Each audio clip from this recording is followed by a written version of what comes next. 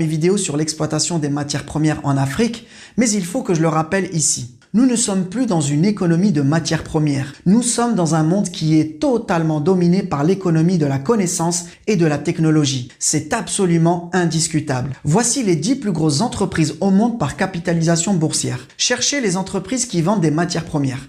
Vous aurez du mal à les trouver parce qu'en fait, il n'y en a qu'une seule. C'est Saudi Aramco, la société qui exploite le pétrole en Arabie Saoudite. Et encore, si elle est si grosse, c'est parce qu'elle a quasiment le monopole sur les plus grandes réserves mondiales puisqu'elle appartient à l'État saoudien. Mais toutes les autres grosses entreprises ne vendent qu'une seule chose, de la technologie et de la connaissance. Et quand on voit le total des capitalisations, on voit bien qu'aujourd'hui, la valeur qui est créée par l'exploitation des matières premières, elle est totalement ridicule par rapport à la valeur qui est créée par la technologie et la connaissance. Si on ne voit pas ça, on ne comprend pas la réalité économique d'aujourd'hui. Je veux rappeler ici un exemple dont j'ai déjà parlé en détail dans cette vidéo et qui concerne l'industrie automobile. Sur une voiture américaine qui coûte 44 000 $, les matières premières ne représentent que 3 600 $ et l'énergie 1 500 $.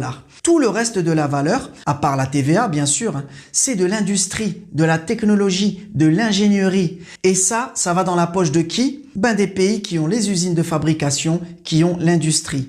Les autres ne prennent que des miettes. Les autres, c'est-à-dire ceux qui vendent les matières premières, notamment les pays africains, et ceux qui vendent de l'énergie, comme les pays du Moyen-Orient. Et ce n'est pas parce que vous voyez des Saoudiens ou des Qataris avec des voitures en or que ça veut dire que ces pays génèrent de grosses richesses au niveau mondial. Absolument pas. C'est simplement que dans ces pays, la richesse créée est très concentrée sur un petit nombre d'individus. Et donc forcément, elle est plus visible. Mais il faut garder à l'esprit les vrais ordres de grandeur. Juste la Californie, toute seule, c'est 3 fois le PIB de toute l'Arabie Saoudite, 8 fois le PIB des Émirats et 15 fois le PIB du Qatar. Ça, c'est la réalité du monde économique aujourd'hui. La technologie, la connaissance a largement plus de valeur que les matières premières. Et le grand drame des pays africains, c'est qu'ils sont presque tous, encore aujourd'hui, dans une économie de matières premières. On va parler ici d'un exemple très frappant de ce problème, c'est l'industrie du chocolat et la production de cacao.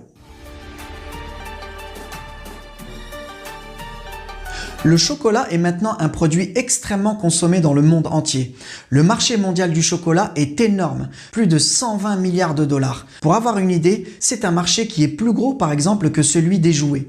Vous le savez déjà, pour faire du chocolat, il faut du cacao. Et l'Afrique a quasiment le monopole sur la production mondiale de cacao. Les pays africains produisent plus de 82% du cacao mondial. Et parmi ces pays, le leader, loin devant tout le monde, c'est la Côte d'Ivoire, qui représente à elle seule plus de 40% de la